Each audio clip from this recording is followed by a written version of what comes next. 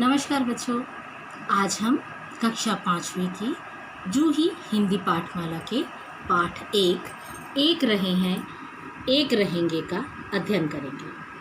अच्छा बच्चों, आपने ये बात सुनी है क्या?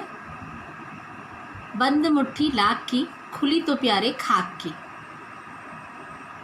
आप में से कोई इसका अर्थ मुझे बता पाएगा या कोई जानता है इस बारे में? शायद किसी ने तो सुना ही होगा।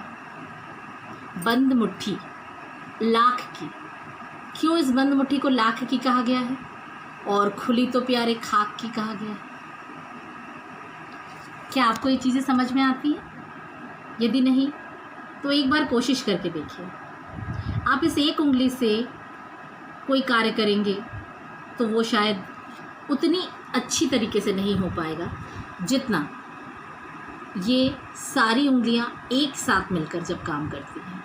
यदि हम लिखने की ही बात सोचें तो आप इन 3 उंगलियों की सहायता से लिखते हैं,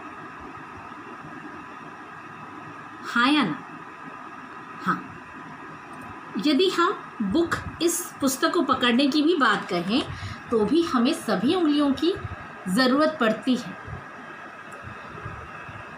आप सोचेंगे मैं ये सारी चीज़ें क्यों बता रही हूँ? मैं ये सारी चीज़ें आपको इसलिए बता रही हूँ ताकि आप इस एकता के बल का अनुभव कर सकें। इस एकता में बहुत शक्ति होती है और यही हमारे देश की विशेषता है।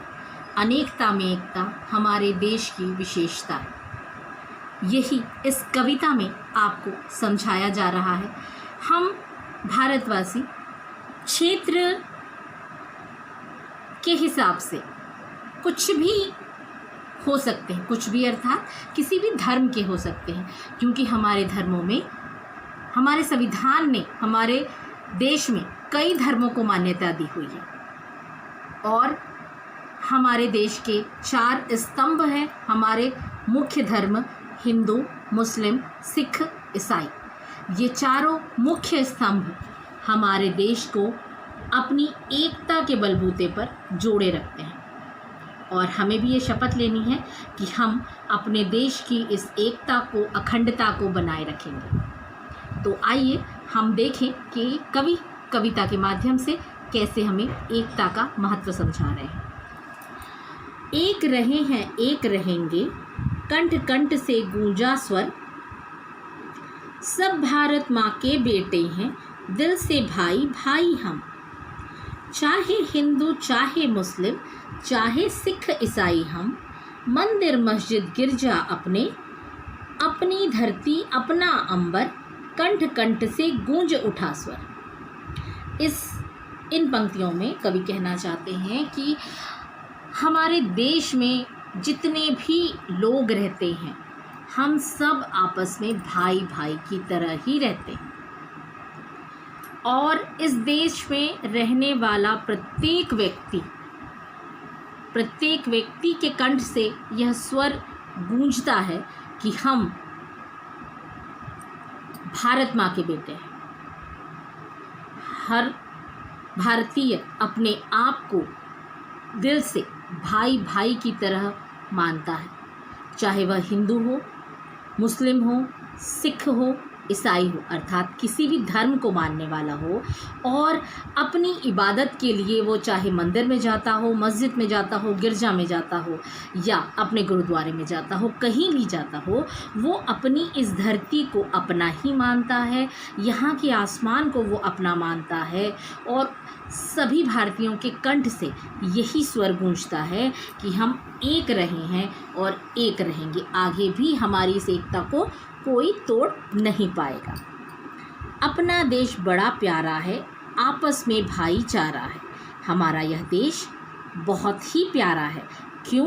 क्योंकि हम सब में आपस में भाईचारा अर्थात हम सब में एक दूसरे के लिए अलगाव नहीं है मन में। हम सब एक दूसरे का सम्मान करते हैं।